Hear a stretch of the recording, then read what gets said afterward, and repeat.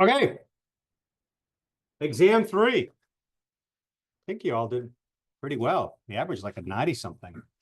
So I made a joke that nobody really laughed at. They're like, is he serious about redoing the exam? Because you all did too well. I'm not a teacher who just wants to torment you and make you get bad grades. That's not my intention. My intention is to help you learn the material. And if you do well, no problem. If everybody got an A in the class, that doesn't bother me. That means you understood the material. You did well, so you deserve an A. I'm not going to sit back and go in my lab and figure out ways to make the material more difficult. I just, we're trying to demonstrate what you've learned. That's all an exam is, this assessment tool. Some people might look at it as a way to punish people and to put them down. That's not my intention. I just want to see what you learn. That's all it is. So with that being said, if I can stop coughing. Ooh.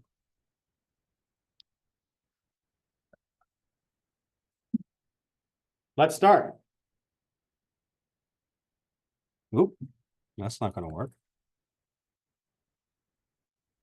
Problem number 1. Guess I'm going to make it a little thicker. I guess I'll zoom in a little bit.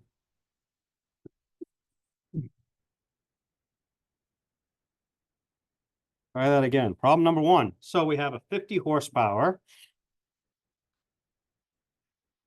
At this point, you shouldn't even have to know that it's 3-phase or not, right? We're just going to assume that every motor is 3-phase generator because we try to work in systems that are industrial rugged size. They do make single-phase motors, but the likelihood as you as an engineer analyzing a system such as that is pretty much nil. So you can assume if it does say 3-phase, that it is in fact 3-phase. And its mechanical speed of operation at full load is 873 RPM. So the first thing is number of poles. Well, the way that you start this problem, right, is you use your general equation. So your speed, your synchronous speed, is equal to 120 times your frequency divided by the number of poles. So you have a table, right? For 2 poles, for 4 poles, 6, 8, 10. Let's see, so that's 12.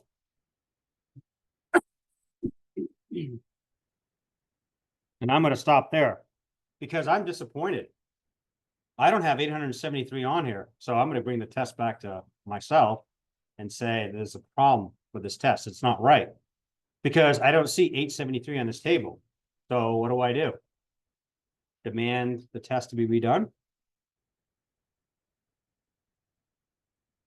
This is synchronous speed of operation. This is mechanical speed. And what we know about induction machines is that they cannot rotate at synchronous speed. But we want our induction machines to operate as close to synchronous speed as possible. And the one that is the closest to that mechanical speed is it.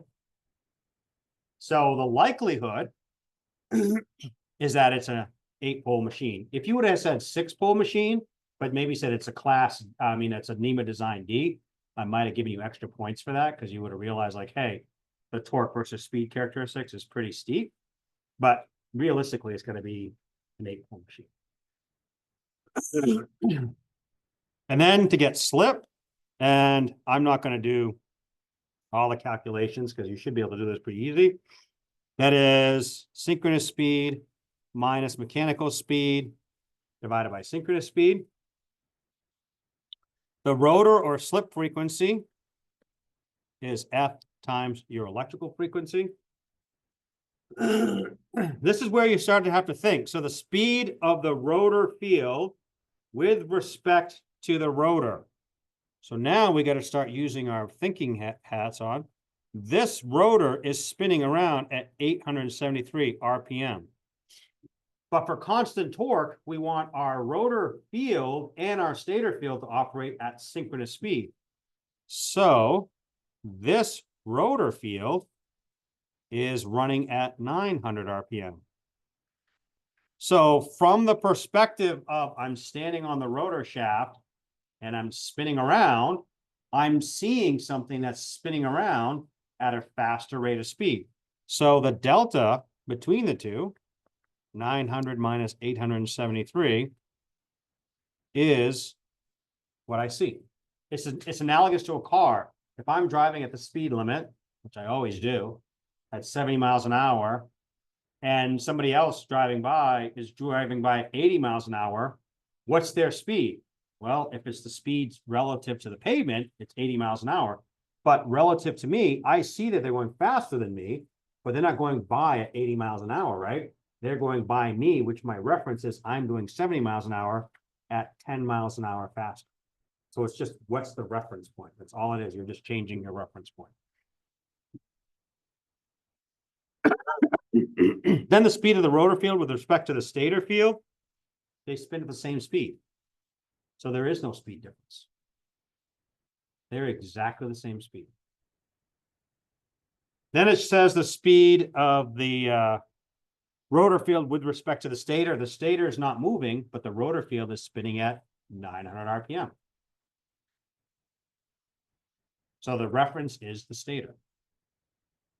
And then the last thing is the output torque. So it's P out divided by omega sum m. That's just unit conversions, but you should have got around 408 Newton meters. Questions on number 1? Fair, not fair?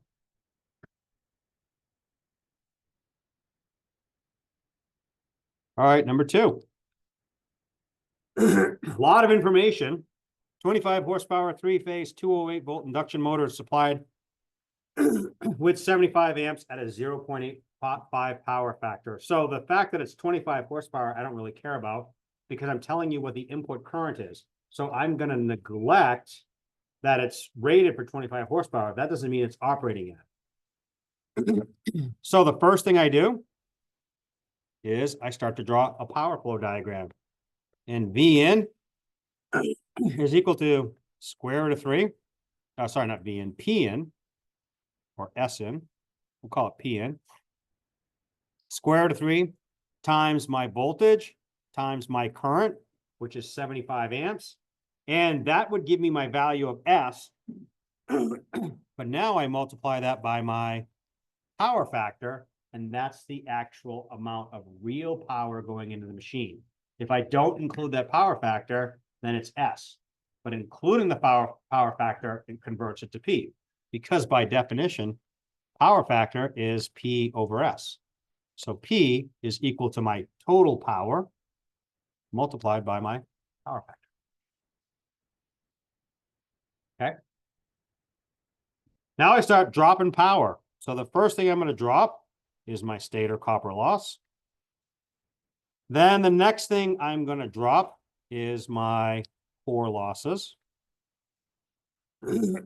Now that power has gone from the stator to the rotor. So that's my converted power, right? The power that's converted from the stator to the rotor. And then I drop off my rotor copper losses. This is not converted power. This is air gap power, sorry. And this power here now is all electrical power is gone. It's all been taken away. So that power is now converted to mechanical power. It's not shaft power because I still have to take out any losses, mechanical losses. So I have to drop off any friction and windage.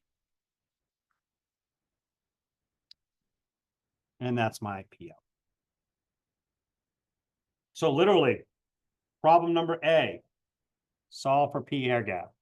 P air gap is P in minus P stator copper loss minus P core. Then it says the mechanical power developed. P mechanical, sorry, or P converted, either one, is equal to P air gap minus rotor copper losses. Then my output power is just my converted power. Whoops, I guess it changed there. Minus my friction and windage losses. And then the last thing was efficiency. P out over P in.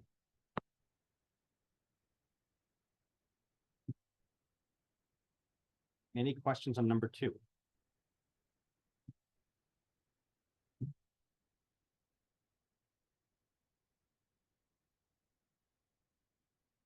Got it? Don't got it? Am I going too fast or boring you to tears? I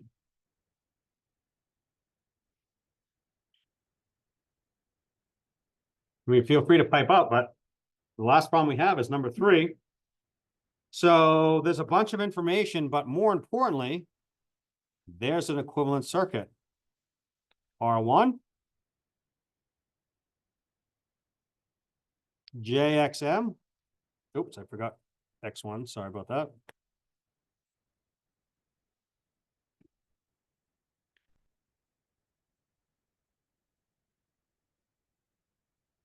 Then I have JX2, R2 over S. This input voltage is 480. We'll just assume it's nominal unless we're told otherwise. 480 divided by the square root of 3, because it's a Y-connected machine, or we'll assume it's a Y-connected machine. Now, go ahead and solve for, well, the first thing is the speed in RPM. So we know that synchronous speed in a 4-pole machine, at this point, we almost don't even need to do calculation. We can almost do it by memory. And so now we know that slip is NS minus NM divided by NS, which is equal to 3.33%. Should be able to solve for slip pretty easy, right? Just doing some algebra. Now, the next thing is the stator current. And you could have used the Thevenin equivalent approaches. I find it easier to do my loop equations. So I'm going to just set that equal to V in and write my loop equations. Tell me if I go too fast. Negative V in plus I1. This is I1. This is I2.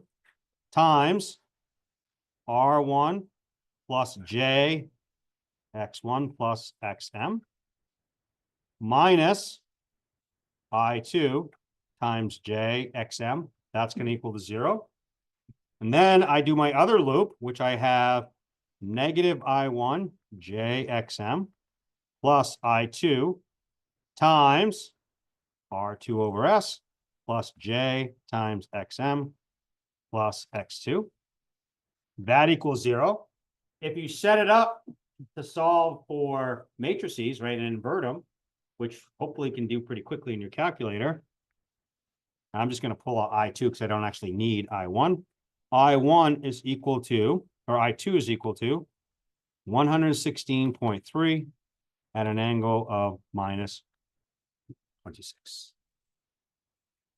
That's just plug and chug in your calculator.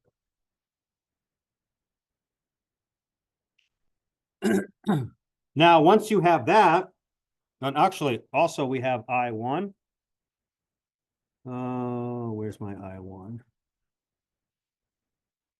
Well, I guess it doesn't matter. So you now can calculate. Oh, that's stator current, not I2. This is I1. Sorry about that. That is I1. I don't know why that's staying there. So now my input power, P in, square root of 3 times 480 times I1, we just calculated here, times the cosine of 26 degrees. That gives me my Pn. Now my air gap power is going to be Pn minus my stator copper losses, which we've already calculated Pn. We don't need to calculate that again. How do I solve for stator copper losses? What's the easiest way to do it? Just a resistor, right? I squared R. But it's the magnitude of I1 squared times R1. But I have a three-phase machine, don't I? Not a single-phase machine. That means I've got three R1s. And if I want to calculate the impact on total power, I need to multiply that value by 3 to get all power losses from each of the 3 resistors. And then to get my output power or my converted power, this one, I don't know why I didn't include my value of I2. Does anybody have the value of I2? I didn't write it down for some reason. If you don't, I can spin it through MATLAB. Does anybody have their value of I2? No.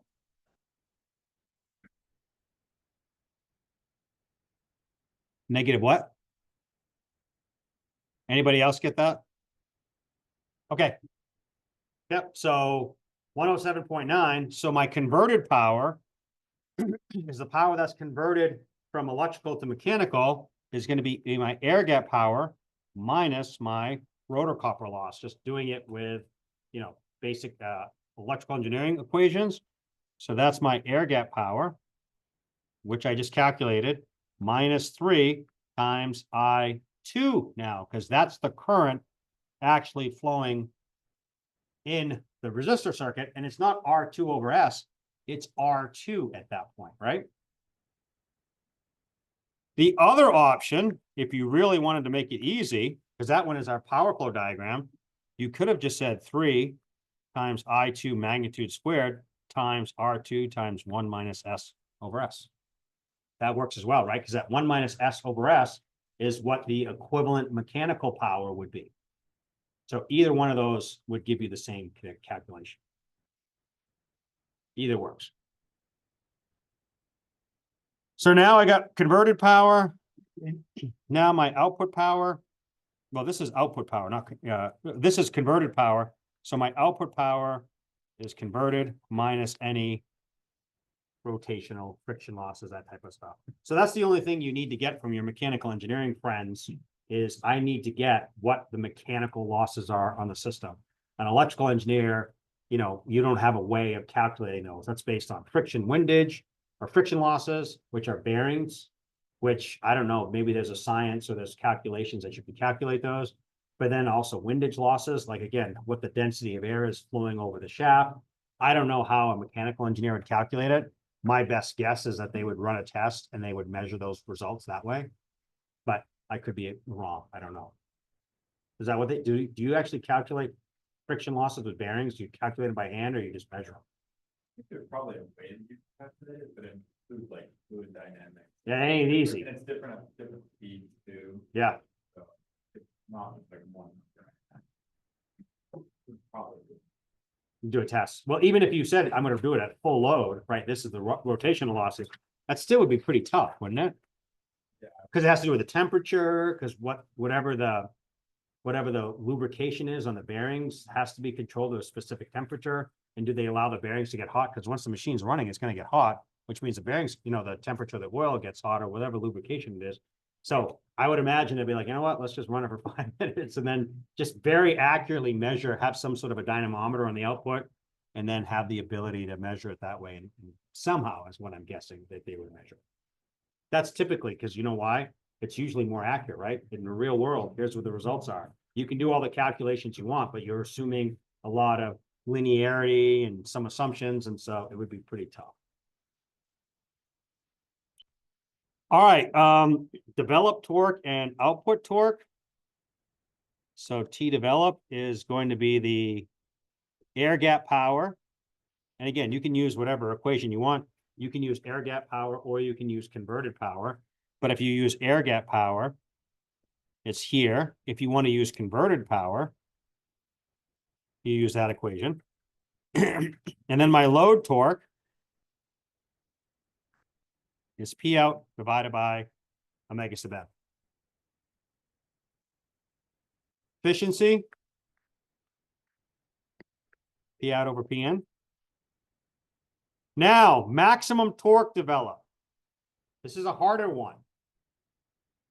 I like doing things here, right? Plot a zillion points and read that. If you didn't, you would calculate V Thevenin, times XM over the square root of R1 squared plus X1 plus XM, that quantity squared. And then once you have that, you solve for R Thevenin, which is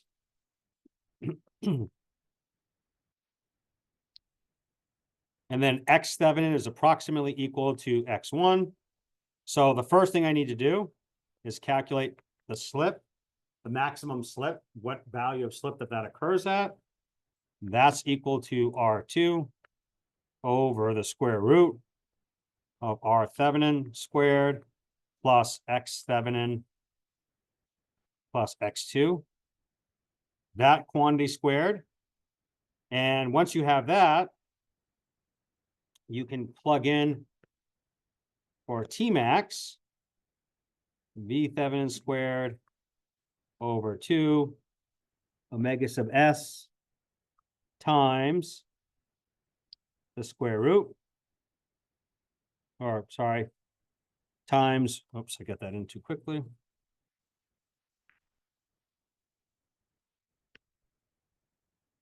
R Thevenin plus the square root of R Thevenin squared plus X Thevenin plus X2 squared. And then the last thing is the starting torque. That's 3V Thevenin squared, 2 omega sub S. Oh, no, not 2, sorry. Omega sub S times the square root of R Thevenin plus R2, that quantity squared, plus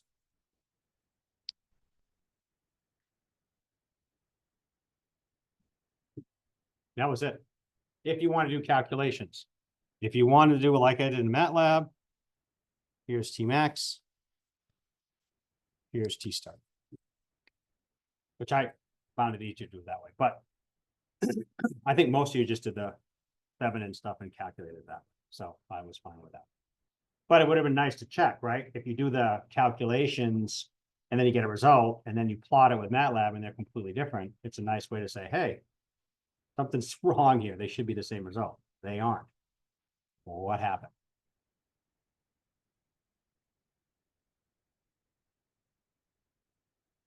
And that's the test. Questions on number 3. Was the test too hard, too easy, just right? I've got a question for 3. Yeah, go ahead. So the way you phrased 3A, the speed in RPM, now is there a difference between your load and no load speed? Is because I stopped at 1800 and I didn't do the slip because I figured slip was for full load. No, but no load speed is still not going to be 1800 RPM, right? It can't spin at 1800 RPM. Okay. It would be spinning slower than 1800 RPM. You don't know what that is because most manufacturers don't tell you that. They just tell you what the full load speed is. Why would you, and again, this is not a criticism. This is like, why would anybody want to give you what the no load speed is? Because would you ever run a motor at no load? It's not doing any work, That makes sense. right? So it's a waste of energy. So they don't include that on the nameplate because most people would be like, I won't run that under no load conditions for very long because I'm not doing anything. It's wasting energy. I might run it lightly loaded because I oversized the motor, but it's still going to have some load on. But yeah, it can never run at 1800 RPM. So even if you put that was the mechanical speed of operation, 1800 RPM, then you're pushing it externally, right? You have to have a difference in speed between the rotor and the stator field. Otherwise, you don't get any induced currents on the rotor. So you have a spinning metal or a spinning hunk of metal, no magnetic field, no current, so you don't have any forces generated. That answer your question, Rita? Yeah, that makes sense. Okay. Any other thoughts? Conclusions? Concerns? Make the final a little harder? Challenge you all?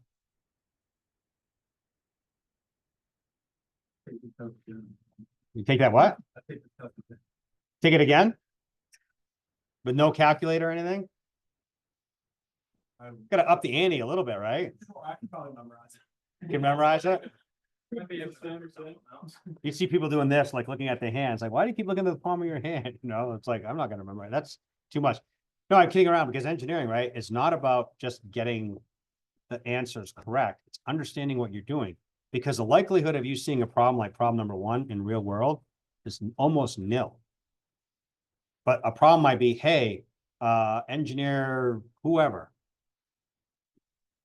I need you to go figure out, this motor says it's rated at 873 RPM, but it's running at 882 RPM. What's wrong? It's spinning too fast. We need to slow it down, but the nameplate says it's supposed to run at 873 RPM. Why? That's because of the concept of slip, induction motor. We're running here on the torque versus speed characteristic. It's taking the knowledge you're getting from here and being able to apply it to real world problems and say, oh, and then explain to your boss, it can't run at that unless you put exactly the full load on. That's what it tells you. And the likelihood of you getting one of these torque versus speed curves for any motor is pretty minimal. I have seen them, but only at nuclear power plants where they're willing to pay extra. I don't think you can order, well, let's check and see. I don't think you can order a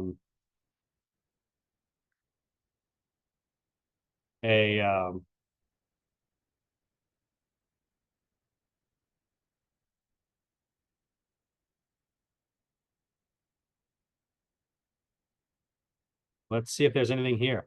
I mean, they'll have generic ones, but will they have it specific for somebody?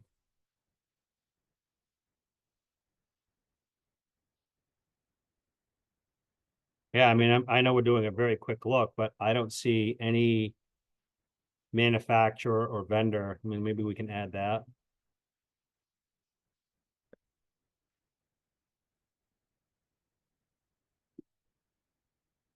Probably manufacturer, maybe.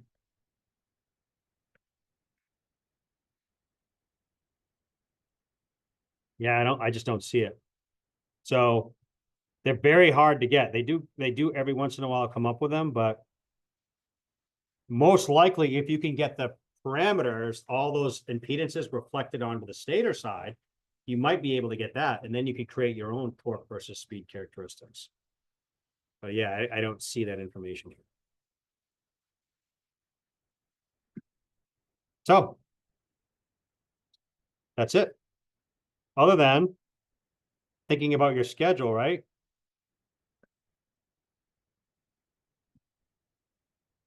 When is exam 3 going to be? I don't know where S is. S Scheibels.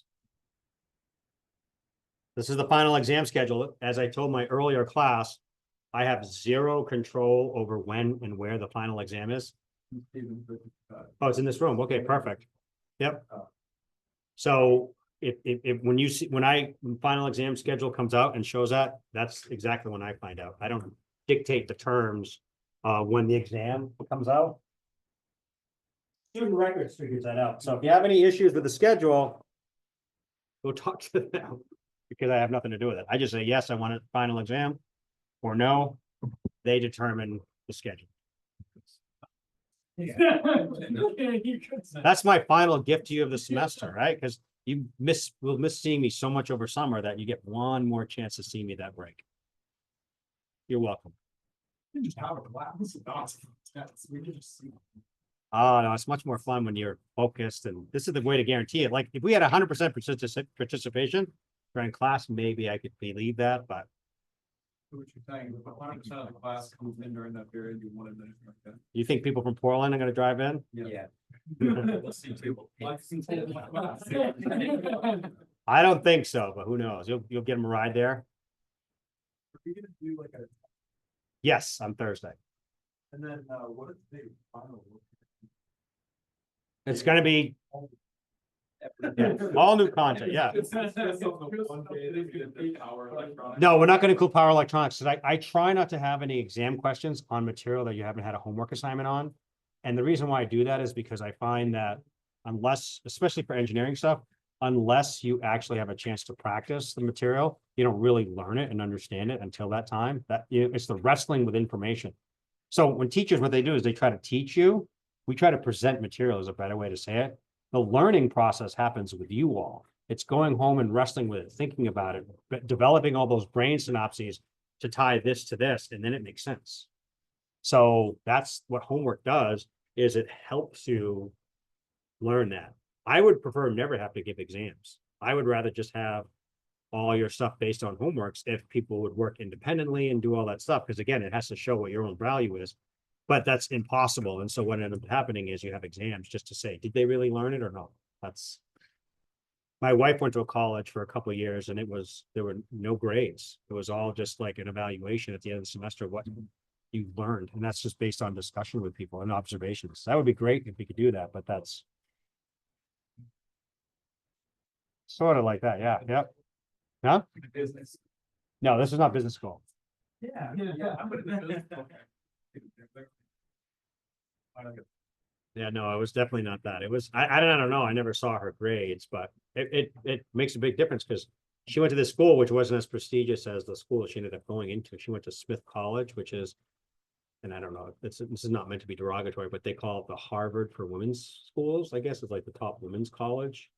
So, I mean, she was able to get into that school, which she said she never would have been able to get into with just her high school work. So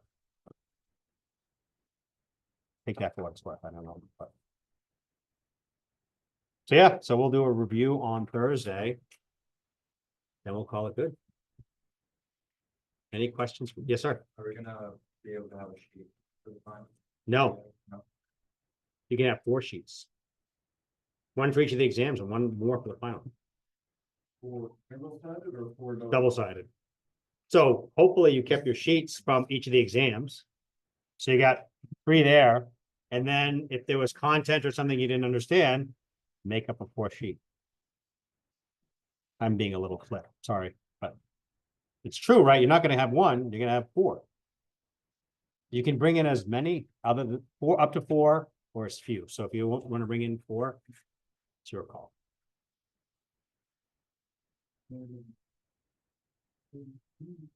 Any other questions? All right, like I said, this is our last teaching class, so we'll do review and that's it for me. Have a wonderful day. Enjoy the weather. Take care, everyone.